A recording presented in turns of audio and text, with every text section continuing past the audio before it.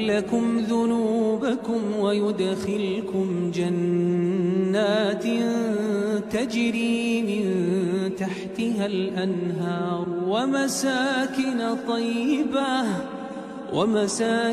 طيبة في جنات عدن ذلك الفوز العظيم.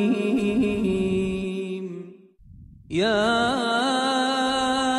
أيها الذين آمنوا هل أدلكم على تجارة تنجيكم من عذاب أليم تؤمنون بالله ورسوله وتجاهدون في سبيل الله بأموالكم وأنفسكم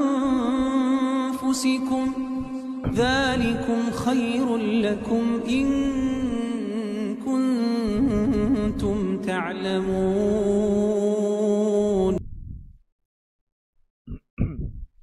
Bismillahirrahmanirrahim. Assalamualaikum warahmatullahi wabarakatuh. Alhamdulillahirabbil alamin. Wassalatu wassalamu ala al-mab'uuthi rahmatan lil alamin. Nabiyina Muhammad wa ala alihi wa ashabihi wa man sara ala nahjihi wa iktafa bi atharihi ila yaumiddin, amma ba'd. Qala Rabbuna jalla wa ala fi kitabihil karim wa huwa asdaqul qailin. A'udzu billahi samii'il 'alim minasy syaithanir rajim min hamzihi wa nafthihi wa nafthihi. Ya ayyuhalladzina amanu ittaqullaha haqqa tuqatih wa la tamutunna illa wa antum muslimun. Wa qala alaihi salatu wassalam fa asdaqal hadithi kitabullah wa khairal hadi hadi Muhammadin sallallahu alaihi wasallam wa syarrul umuri muhdatsatuha fa inna kulla muhdatsatin bid'ah wa kulla bid'atin dhalalah wa kulla dhalalatin finnar. A'azana Allah wa iyyakum minan nar. Ma'asyiral muslimin wal muslimat, al-ikhwah wal akhwat, a'azakumullah.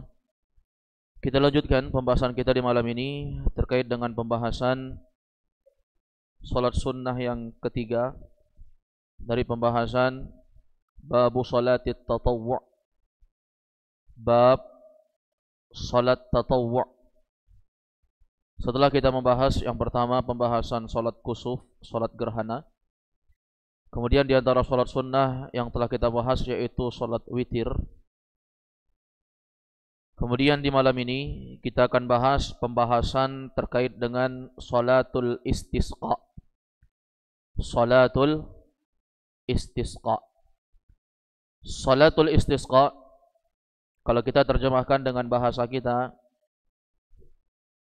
itu artinya salat meminta hujan.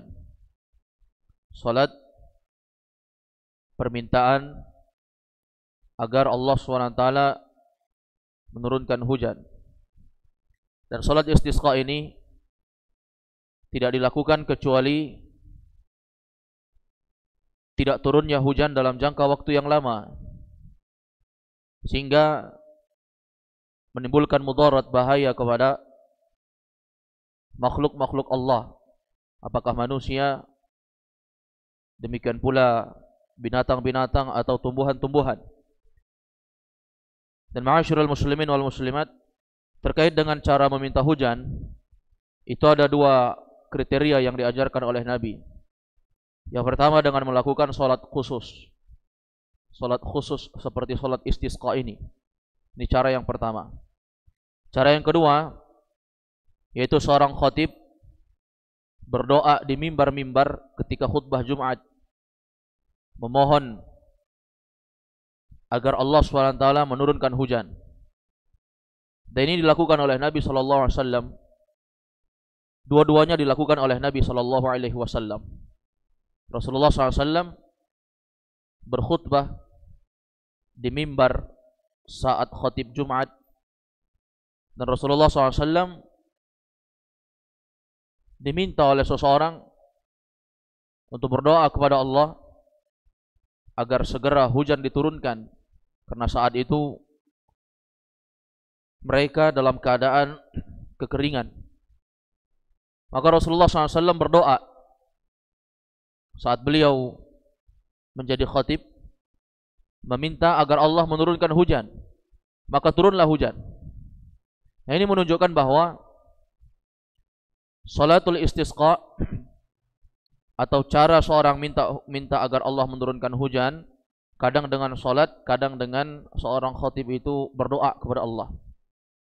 Ya. Ketika seorang minta hujan, dia berdoa, Allahumma aghithna, Allahumma aghithna, Allahumma aghithna. Itu yang dibaca oleh Nabi. Allah berikanlah hujan kepada kami. Nabi ulang-ulangi. Ini ma'asyiral muslimin a'azakumullah. Ketika Jumat berikutnya itu hujan terus. Maka orang ini datang lagi kepada Nabi, ya Rasulullah, sesungguhnya hujan yang terlalu lama ini juga berdampak mudarat kepada kami. Rumah-rumah hancur dengan hujan yang terus-menerus, banjir di mana-mana. Maka orang ini mengatakan kepada Rasulullah, ya Rasulullah, berdoalah kepada Allah agar hujan diberhentikan. Maka Rasulullah SAW meminta kepada Allah, Allahumma hawalaina wala alaina. Ya Allah, palingkanlah hujan di sekitar kami, jangan terus-menerus turun terhadap kami. Ya Allah, palingkanlah hujan itu alal akam wal dhirab wa butunil audiyah wa manabitis syajar. Palingkanlah hujan itu ke gunung-gunung, bukit-bukit, ke pohon-pohon, dan ke tempat-tempat yang di sana bisa menampung air yang banyak berupa lembah-lembah. Nah, ini kejadian yang terjadi di zaman Nabi SAW. Jadi ini cara untuk meminta hujan. Boleh dengan sholat istisqa, boleh dengan seorang berdoa kepada Allah SWT di mimbar-mimbar tatkala khatib Jumat berceramah di sholat Jumat. Baini ma'asyiral muslimin wal muslimat a'azakumullah. Kemudian kita masuk dalam pembahasan istisqa terkait dengan definisi. Istisqa lughatan, istisqa itu secara bahasa talabus suqya. Ini secara bahasa, secara terminologi, secara etimologi, secara bahasa. Yaitu talabus suqya, meminta hujan. Kalau dikatakan salatul istisqa berarti salat yang di dalamnya ada unsur meminta air, meminta hujan. Wastilahan, adapun secara terminologi, secara istilah, istisqa itu artinya talabu inzalil matar minallahi subhanahu wa ta'ala bikaifiyatin makhsusatin indal hajati ilaihi. Salat istisqa itu secara istilah syar'i didefinisikan oleh para ulama talabu inzalil matar, meminta agar Allah SWT menurunkan al-matar, hujan. Kepada siapa diminta? Minallah, kepada Allah Subhanahu wa ta'ala. Bikaifiyatin makhsusatin, dengan cara yang khusus, indal hajati ilaih, saat butuh untuk meminta hujan tersebut kepada Allah Subhanahu wa ta'ala. Jadi diminta saat butuh. Saat seorang butuh air, kekeringan misalnya, baru dia melakukan salat istisqa. Dan salat istisqa ini adalah salat yang ditegakkan atas perintah penguasa, bukan dilakukan oleh orang-orang tertentu atau kelompok-kelompok tertentu tanpa ada himbauan oleh penguasa. Kalau di negeri Arab sangat sering orang-orang Arab itu melakukan salat istisqa, hatta sampai hari ini. Nah, itu himbauan dari Raja Arab Saudi tentunya untuk mengumumkan kepada seluruh manusia yang berada di atas kawasannya untuk mereka melakukan salat istisqa.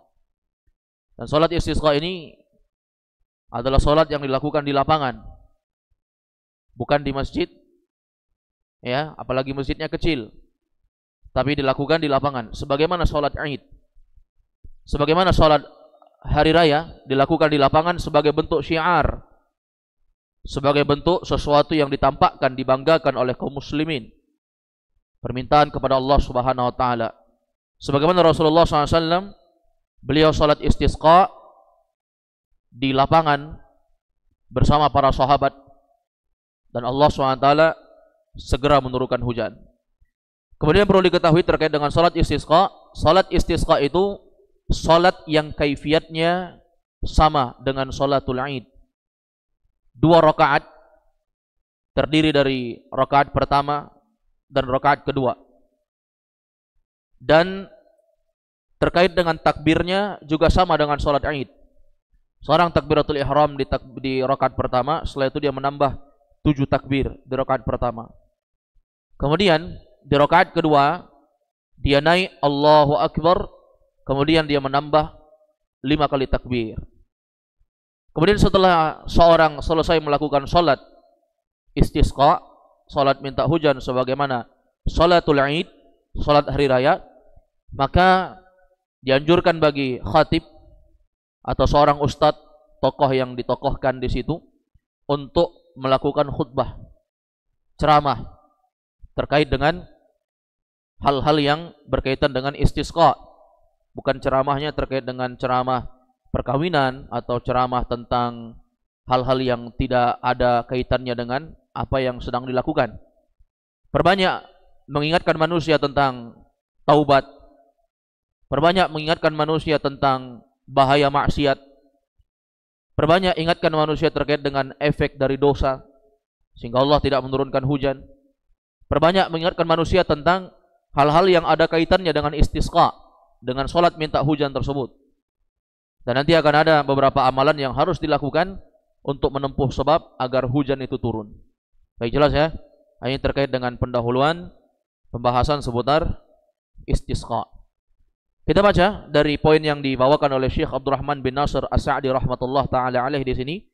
Kata beliau di poin 133 di halaman ke-97 dari buku cetakan dari Ibnul Jauzi, buku Ad-Dalil ala Manhajis Salikin. Kata beliau, wa salatul istisqa, salat istisqa itu dari segi hukum, kata beliau, sunnatun. Hukumnya adalah sunnah. Dia bukan wajib. Dan ketika seorang tidak melakukannya, maka la ba'sa bihi, tidak masalah. Dia tidak berdosa dengan meninggalkan hal tersebut. Sama halnya dengan salat witir.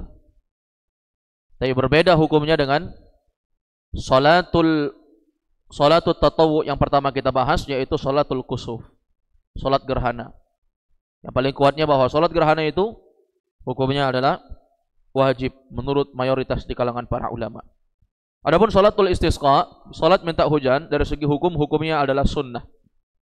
Sunnah itu definisinya ma yuthabu fa'iluh wa la yu'aqabu tarikuh. Orang yang melakukan berpahala, meninggalkan tidak apa-apa. Ini namanya sunnah. Dia tidak berdosa ketika dia tinggalkan. Kapan disunnahkan? Idza turran nasu li faqdil ma. Apabila manusia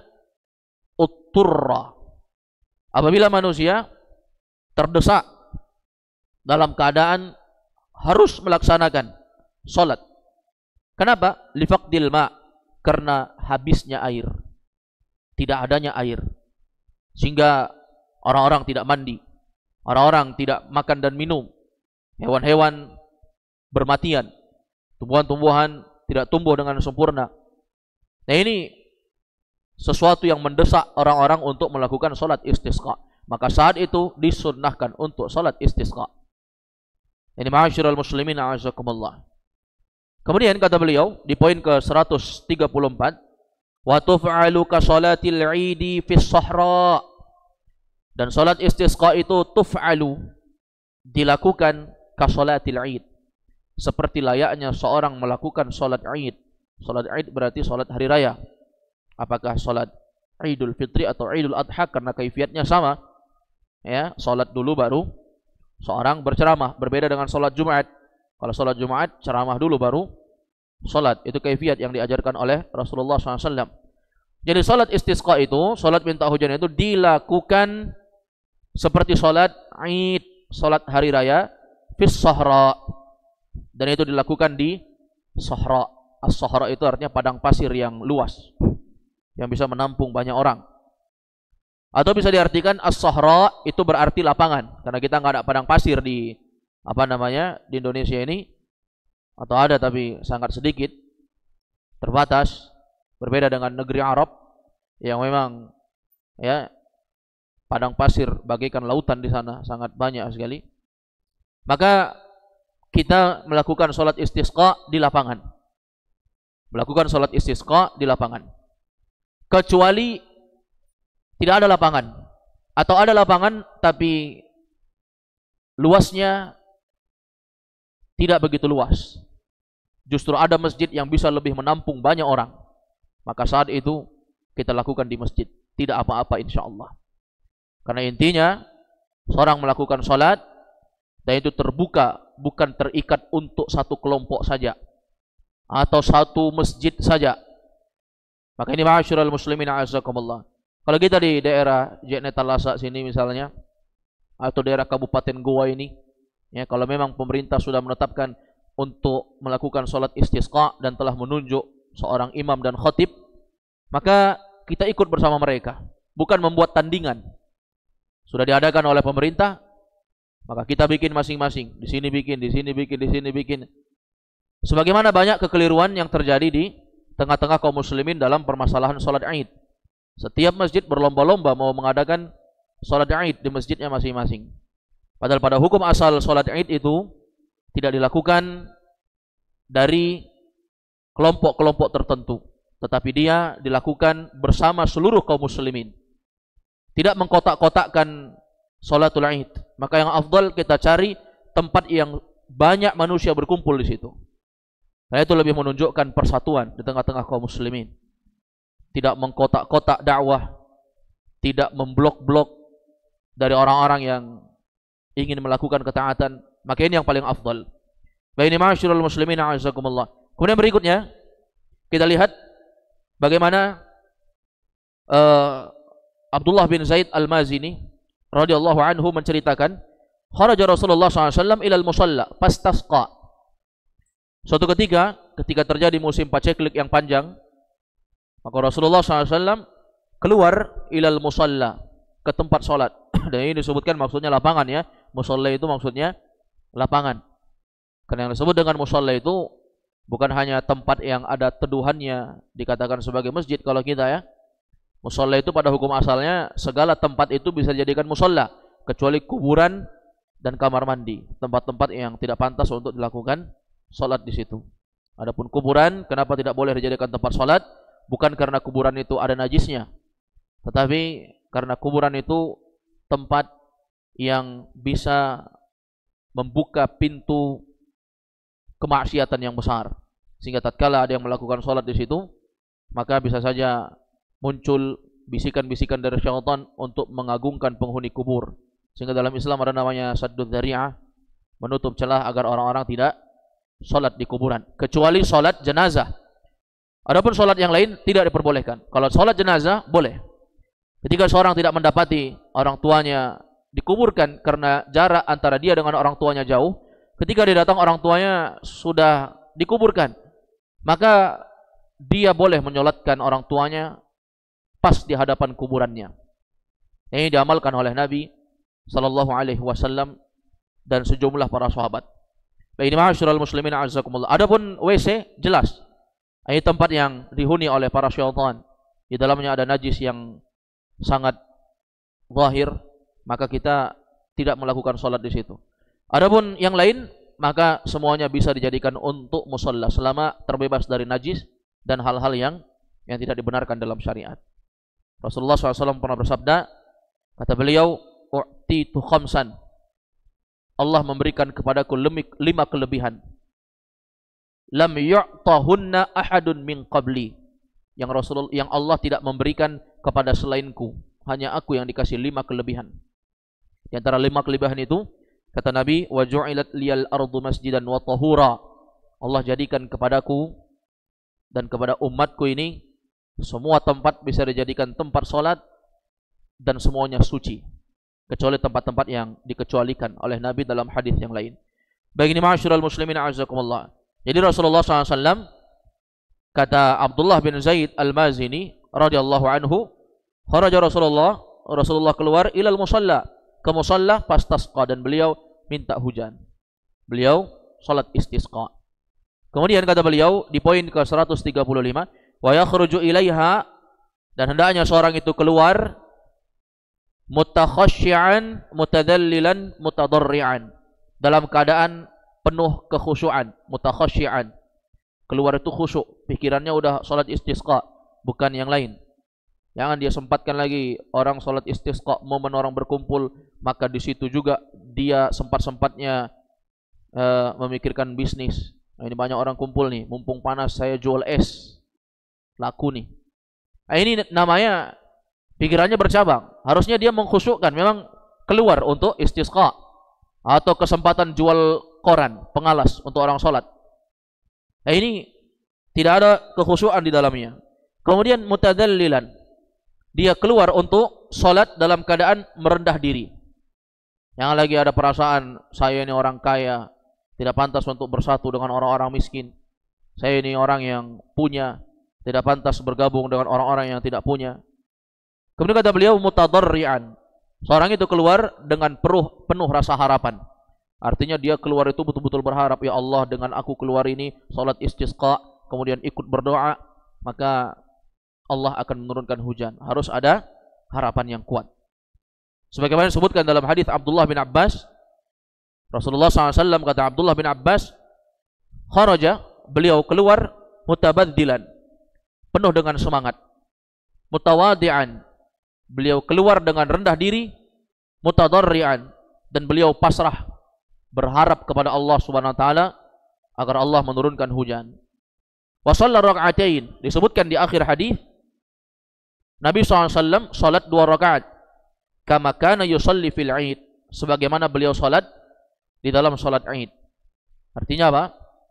Salat istisqa ini kaifiatnya sama dengan salat Id, sama dengan salat Id. Kemudian kata beliau di poin ke-136, fa yusalli rak'atain, maka beliau salat 2 rakaat. Nabi salat 2 rakaat. Di poin ke-137 di halaman ke-98 kata beliau, thumma yakhtubu khutbatan wahidah, lalu Rasulullah SAW selesai salat berkhutbah dengan 1 kali khutbah. Kalau khutbah Jumat berapa kali? 2 kali khutbah. Khutbah pertama, nanti khatibnya duduk, khutbah lagi.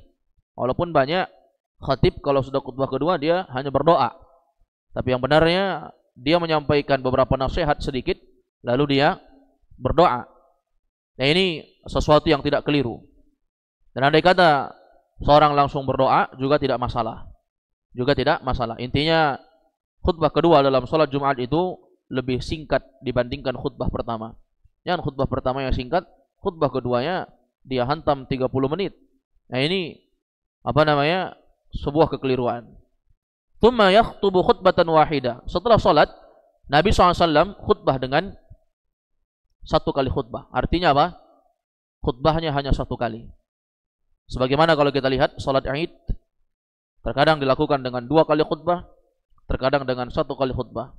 Walaupun yang masyhur menurut pendapat mayoritas jumhurul ulama, kebanyakan para ulama berpendapat bahwa yang kuatnya khutbah Id itu hanya 1 kali.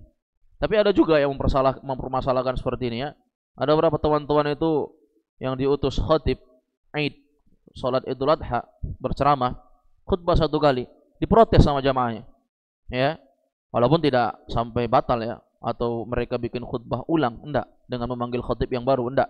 Tetapi ada jamaah yang protes. Ada perlu kita pahami bahwasanya masalah fikih itu masalah yang luas. Terjadi silang pendapat di kalangan para ulama, maka itu tidak membuat seorang ya menimbulkan keributan di tengah kaum muslimin. Maka tampakkan persatuan.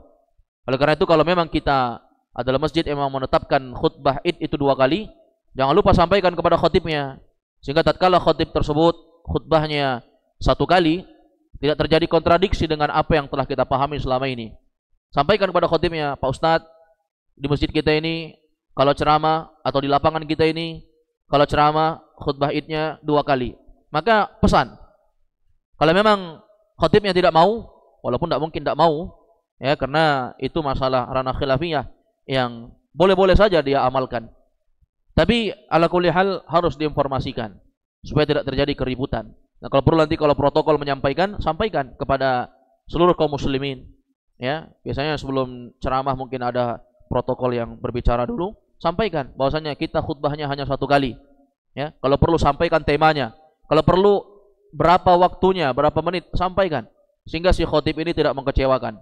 Jangan sampai dia ceramah sampai 1 jam, ya, dan itu keluar dari apa yang telah diinginkan oleh pengurus masjid misalnya.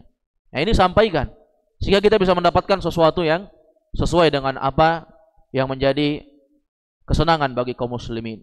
Jadi Rasulullah SAW khutbah 1 kali. Sebagaimana disebutkan di dalam hadis Aisyah atau dalam hadis Abdullah bin Abbas radhiyallahu an. Kemudian kata beliau, ketika Rasulullah SAW berkhutbah, dan ini harus kita contoh dalam salat istisqa, yukthiru fiha al-istighfar wa qira'at al-ayat allati fiha al-amru bihi. Perbanyak untuk beristighfar. Perbanyak untuk beristighfar. Karena memang dengan istighfar itulah Allah SWT akan mengangkat sebuah musibah yang menimpa sebuah negeri. Sebagaimana disebutkan oleh Ali bin Abi Thalib, "Ma nazzala bala'un illa bidzambin." Tidaklah Allah SWT turunkan musibah kecuali karena adanya dosa yang telah dianggap biasa di suatu tempat. Allah turunkan musibah karena ada dosa di situ. Wa ma rufi'a illa bitaubatin. Dan tidaklah Allah angkat musibah itu, paceklik itu musibah, musim panas tidak turun hujan itu musibah itu. Illa bitaubatin, kecuali harus dengan taubat. Perbanyak istighfar, astaghfirullah, astaghfirullah. Perbanyak mengucapkan istighfar. Wa qira'atul ayat. Demikian pula hendaknya sang khatib penceramah membacakan ayat-ayat allati fihal amru bihi, yang memerintahkan untuk memperbanyak istighfar. Untuk memperbanyak istighfar. Ini dilakukan oleh Rasulullah sallallahu alaihi wasallam. Kemudian berikutnya yang mesti dilakukan oleh sang khatib, wa yulihhu fid du'a. Hendaknya penceramah salat istisqa itu melakukan ilhah. Ilhah itu betul-betul memohon kepada Allah Azza wa Jalla. Kalau perlu dia merengek meminta kepada Allah sambil menangis, menunjukkan kesungguhan untuk sebuah doa. Maka hendaknya dia melakukan ilhah. Ilhah itu kalau kita terjemahkan dengan bahasa kita, merengek, menangis. Perantum berdoa sampai menangis, ya, meminta kepada Allah, betul-betul berharap kepada Allah. Nah, ini bentuk keseriusan seorang berdoa kepada Allah Subhanahu wa ta'ala. Sebagaimana Rasulullah SAW dalam hadis Abdullah bin Abbas, beliau betul-betul berdoa, berharap kepada Allah Azza wa Jalla, pasrah kepada Allah Azza wa Jalla. Inilah usaha yang beliau lakukan. Setelah itu beliau bertawakal kepada Allah. Kemudian kata beliau berikutnya, bagi seorang khatib, wala yastabti'ul ijabah, dia jangan pernah merasa bahwasanya doanya tersebut akan lambat dikabulkan. Pesimis dalam doa ini menyebabkan doa itu enggak dikabulkan, ikhwah. Harus kita ingat ini dalam berdoa. Pesimis dalam berdoa itu menjadi sebab doa itu tidak dikabulkan oleh Allah Subhanahu wa ta'ala. Oleh karena itu berharap betul-betul kita tidak boleh ada rasa, kayaknya enggak dikabulkan. Nah, terkadang doa itu Allah kabulkan saat itu juga. Terkadang doa itu Allah kabulkan mungkin besok, mungkin lusa, mungkin pekan depan. Wallahu a'lam. Tapi kita berharap jangan pernah ada rasa tidak turun hujan. Ya, tidak turun hujan. Begitu selesai salat istisqa, assalamualaikum warahmatullahi, assalamualaikum warahmatullahi, selesai. Khatib naik, ceramah, sudah banyak istighfar, yang banyak dosa, taubat, semuanya sudah sedekah dan seterusnya. Tak kunjung turun hujan. Langsung kita katakan, kayaknya salat kita semua enggak diterima. Kayaknya. Banyak sangkaan di situ. Nah, ini ma'asyiral muslimin a'azzakumullah, ya, sesuatu yang tidak boleh dilakukan. Tetap berharap. Ketika pemerintah mengumumkan untuk melakukan salat istisqa lagi, maka salat lagi. Maka seorang salat lagi di situ. Maka ini ma'asyiral muslimin wal muslimat azzakumullah. Jadi jangan pernah ada rasa Allah itu enggak mengabulkan. Sabar kita. Dan di zaman Nabi SAW juga demikian.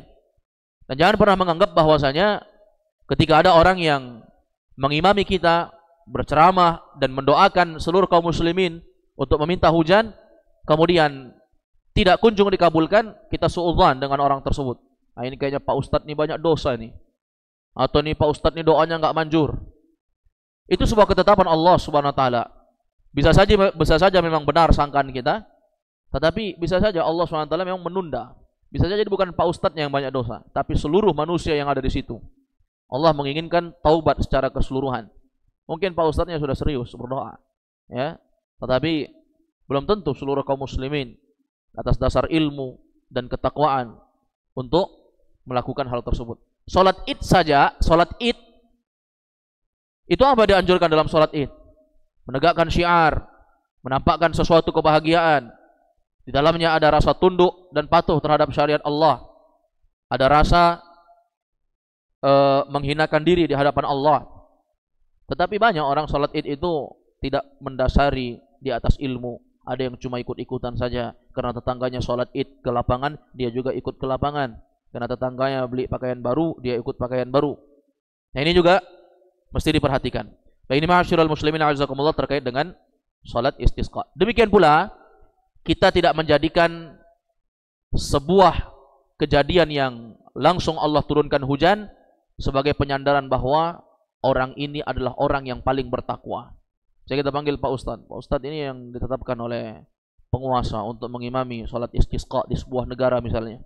Kemudian begitu selesai ceramah, langsung turun hujan selebat-lebatnya.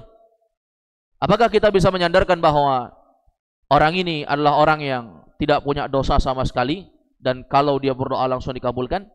Bisa saja iya, bisa saja bukan karena ustadznya, tapi karena penduduknya betul-betul saat itu bertakwa kepada Allah Azza wa Jalla. Jadi ala kulli hal, kita tidak boleh merasa bahwa doa kita itu tidak dikabulkan. Kita tetap optimis, tetap berusaha, dan jangan pernah ada rasa bahwa doa kita itu akan lambat dikabulkan. Tidak. Saya yakin doa ini akan betul-betul cepat dikabulkan. Bayangkan kalau seluruh kaum muslimin memiliki harapan seperti itu, memenuhi lapangan dengan taubat, istighfar, kembali kepada Allah, Allah akan kabulkan itu. Ya, ma'asyiral muslimin a'azzakumullah. Istastaghithuna rabbakum fastajaba lakum. Ketika Rasulullah SAW ya dalam keadaan sempit, dalam keadaan peperangan, maka Rasulullah SAW tidak memiliki jalan lain kecuali hanya beristighatsah kepada Allah. Maka Rasulullah masuk di dalam kemahnya dan Rasulullah berdoa kepada Allah Azza wa Jalla, ya, beristighatsah kepada Allah Azza wa Jalla, ya Allah, tidak ada daya dan upaya pertolongan kecuali hanya darimu ya Allah. Ma'asyiral muslimin a'azzakumullah. Maka Allah berfirman, istastaghithuna rabbakum fastajaba lakum. Ingatlah ketika kalian beristighatsah, kalian memohon pertolongan saat keadaan sempit, saat keadaan genting kepada Rabb kalian, fastajaba lakum. Allah akan kabulkan itu.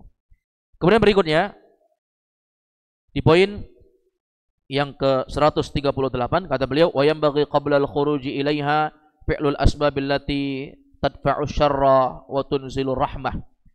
Dan semestinya qabla al-khuruji ilaiha, sebelum seorang keluar melakukan salat istisqa, ini bukan saat sudah keluar ya, sebelum dia keluar. Misalnya sudah diumumkan, kita akan salat istisqa di tanggal sekian, jam sekian oleh penguasa di sebuah negara. Maka sebelum kita keluar, beberapa saat atau beberapa hari sebelum menantikan waktu salat istisqa tersebut, maka kata beliau, fi'lul asbab, hendaknya seorang itu menempuh sebab allati tadfa'u syarra, sebab-sebab yang bisa menolak keburukan, wa tunzilur rahmah, dan sebab-sebab yang menyebabkan Allah akan menurunkan rahmat. Ada beberapa sebab yang mesti kita lakukan ya. Kata beliau yang pertama, kal istighfar, seperti memperbanyak istighfar, taubat. Jangan maksiat lagi, sudah banyak dosa, Allah berikan musibah, malah kita penuhi dengan dosa. Tidak. Apalagi melakukan ritual-ritual kemungkaran yang mendatangkan murka Allah Azza wa Jalla. Datang ke dukun, memanggil paranormal untuk menurunkan hujan. Nah, ini semakin mendatangkan murka Allah Azza wa Jalla. Dan istighfar itu alhamdulillah sesuatu yang bisa menurunkan hujan. Memperbanyak istighfar itu bisa menurunkan hujan. Sebagaimana yang Allah SWT sebutkan dalam surah Nuh. Di antara seruan Nabi Nuh kepada umatnya, Nabi Nuh mengatakan, faqultu astaghfiru rabbakum innahu kana ghaffara. Faqultu astaghfiru rabbakum, maka aku katakan kepada kalian, istighfarlah kalian kepada Rabb kalian, kata Nabi Nuh. Ya, innahu kana ghaffara, sesungguhnya Allah itu Maha Pengampun.